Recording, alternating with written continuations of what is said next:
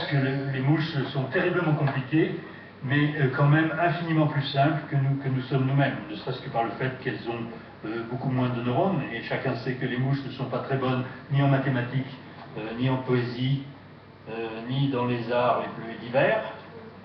Et par contre, elles sont infiniment intelligentes, si l'on peut dire, du point de vue sensorimoteur.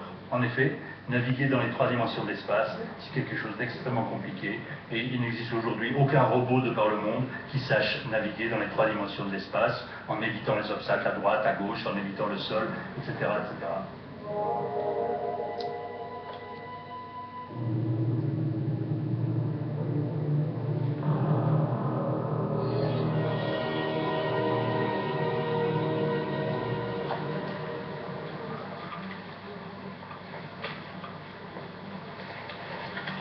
Lucia, je vais choisir un mâle, parce que le mâle a les yeux plus rapprochés. Voilà. Voilà. La mouche captive.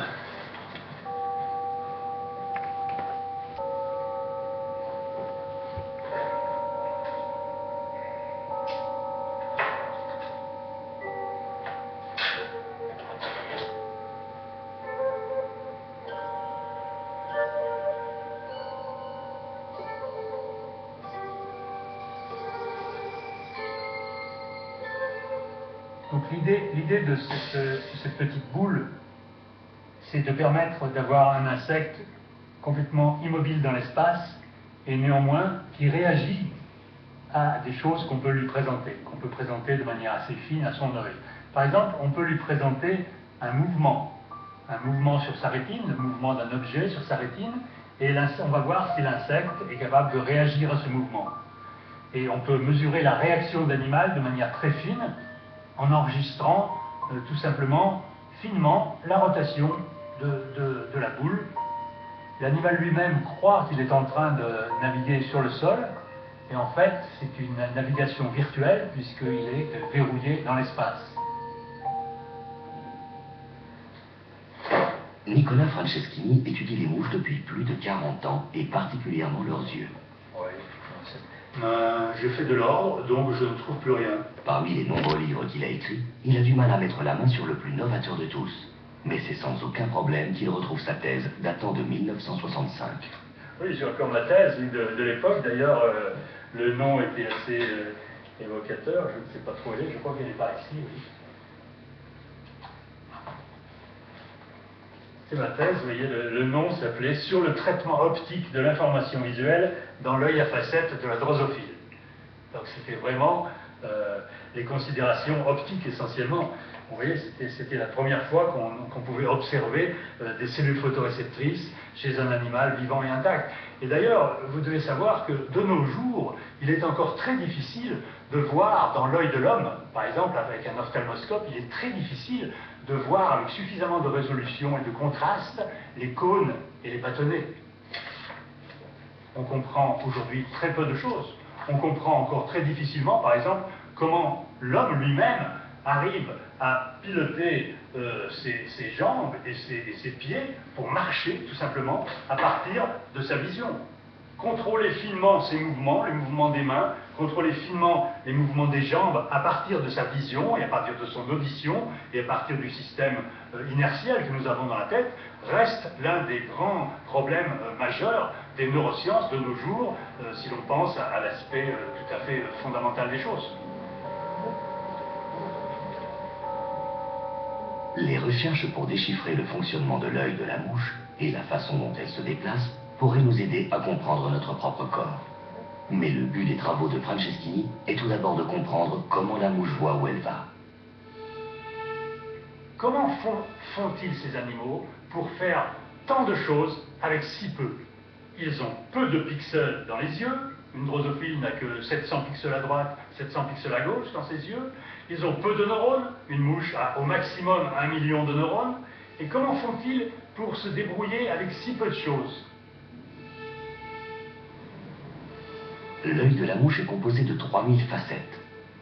Derrière chaque facette, on trouve des cellules photosensibles. Chaque facette a une orientation légèrement différente, ce qui permet à la mouche de comprendre son environnement.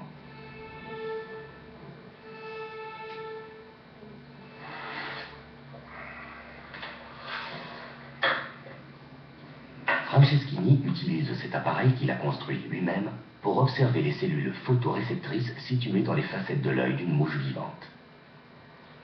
Ces cellules individuelles, à l'intérieur d'une même facette, ont un rôle prépondérant. Avec cet appareil, il est possible d'aller stimuler très finement des cellules photoréceptrices individuelles à l'intérieur d'une même facette. On sait que dans une facette de l'œil de mouche, il y a 8 cellules photoréceptrices. Les 2 cellules centrales sont plutôt faites pour la vision des couleurs et les 6 cellules périphériques sont plutôt faites pour la vision du mouvement.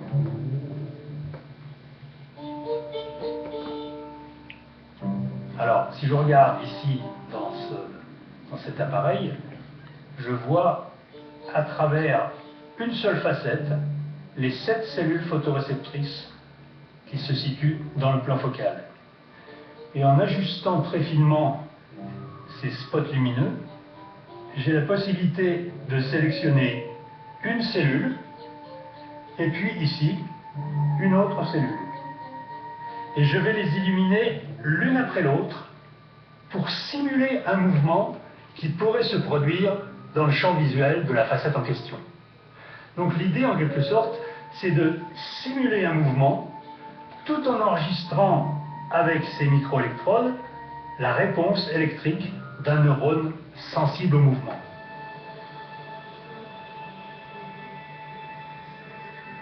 Les cellules photoréceptrices de l'œil de la mouche se révèlent particulièrement sensibles au mouvement. Mais alors, que voit une mouche? Alors que nous créons une image parfaite de notre environnement, les mouches disposant de moins de pixels perçoivent essentiellement les couleurs et les mouvements. Du moins, c'est ce que nous pensons. Mais dès que nous tentons de créer une représentation visuelle de ce qu'elles voient, les choses ne sont plus aussi simples, parce qu'avec les mouches, il ne faut pas penser en termes d'image. C'est la raison pour laquelle ce genre de science n'est pas très avancé, parce qu'on a du mal, par introspection, à essayer de se rendre compte comment un autre animal que nous, les hommes, peut voir. Pour nous, la vision des hommes, c'est essentiellement la vision consciente. Quand on pense à la vision, on pense à notre vision consciente, celle qui nous permet de reconnaître un joli tableau, de reconnaître notre mère, etc. Mais chez les animaux, chez la plupart des animaux, il n'y a pas forcément de conscience, et néanmoins, il y a une vision qui est extrêmement intéressante et extrêmement difficile à comprendre aussi, et que nous avons nous aussi dans la tête, et c'est tout le lien entre ce que nous percevons et notre action. La clé pour comprendre comment les mouvements sont perçus est le flux optique qui correspond aux vitesses de défilement d'objets présents dans l'environnement. Le flux optique que nous percevons, par exemple, lorsque nous sommes sur l'autoroute, et nous avons un paysage à droite et un paysage à gauche, bon, ça c'est typiquement un flux optique que peut percevoir aussi un insecte, mais de manière beaucoup plus grossière. Et toute cette perception, c'est une perception totalement inconsciente. Et heureusement qu'elle est inconsciente, parce que s'il fallait charger notre mémoire avec des informations comme cela, ça ne nous servirait pas à grand-chose. Donc, tant mieux qu'elle est inconsciente. Mais c'est pas parce qu'elle est inconsciente qu'elle est facile à comprendre et que nous la comprenons. Ça reste très difficile et ça donne naissance à des réflexes extrêmement complexes, de très haut niveau.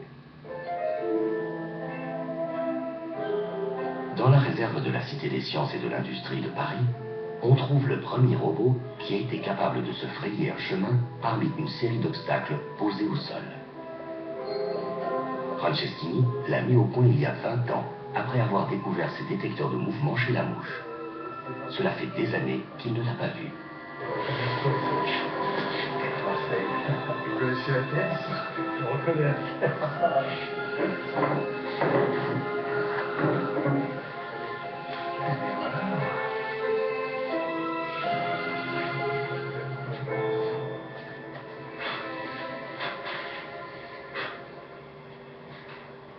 Ça fait plaisir de retrouver ses enfants. La véritable innovation, c'est la réalisation de cet œil composé, une sorte de tranche horizontale à travers l'œil composé de la mouche. il y a ici à peu près autant de facettes qu'il y a sur une tranche horizontale de l'œil de la mouche. Et il faut imaginer que ces facettes vont être capables de détecter le mouvement relatif entre l'animal lui-même et son environnement.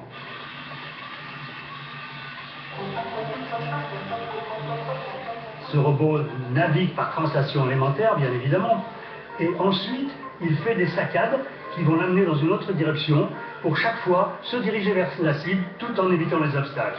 Et ce faisant, il reproduit en quelque sorte la navigation très saccadée des mouches dans l'espace.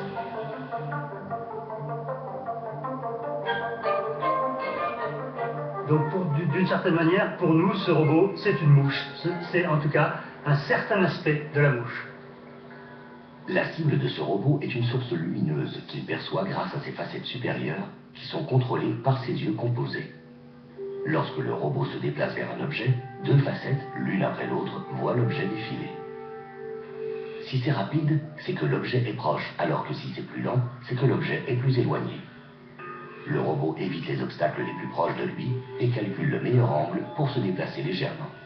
Premier jour où nous avons vu ce comportement, évidemment, nous étions très satisfaits. Il avait été complètement prédit. On pouvait prédire qu'il allait fonctionner de la sorte. Néanmoins, c'est toujours bien de voir la chose fonctionner d'elle-même, car il y a toujours des aléas dans la fabrication et dans le pilotage. L'ensemble de l'électronique est assez complexe et l'une des particularités, c'est qu'il n'y a pas vraiment d'ordinateur à bord. Dans un ordinateur du genre PC ou Macintosh, il n'y a absolument rien de cela. Or, tous les systèmes nerveux du monde animal, tels que nous les connaissons, fonctionnent de manière analogique. Ils ne fonctionnent pas comme les PC ou les Macintosh avec une unité centrale de traitement.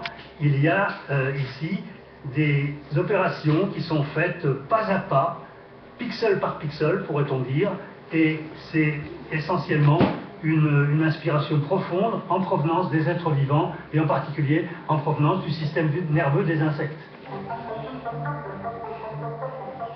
Le robot lui-même doit se déplacer pour voir. Et c'est pendant son déplacement qu'il voit, et il voit quoi? Il voit le mouvement. Et si le robot s'arrête, s'il a le malheur de s'arrêter, pour une raison quelconque, il devient totalement aveugle. La mouche ne perçoit certainement pas non plus tous les mouvements. C'est pour cela qu'il est possible d'écraser une mouche en s'approchant tout doucement d'elle. Mais le premier robot de Franceschini est différent de la mouche sur certains aspects. Il y a des problèmes absolument faramineux que doivent résoudre ces très petits animaux avec peu de neurones et peu de pixels. C'est par exemple comment retrouver la femelle. Le mâle de la mouche est capable de poursuivre la femelle en vol à une très grande vitesse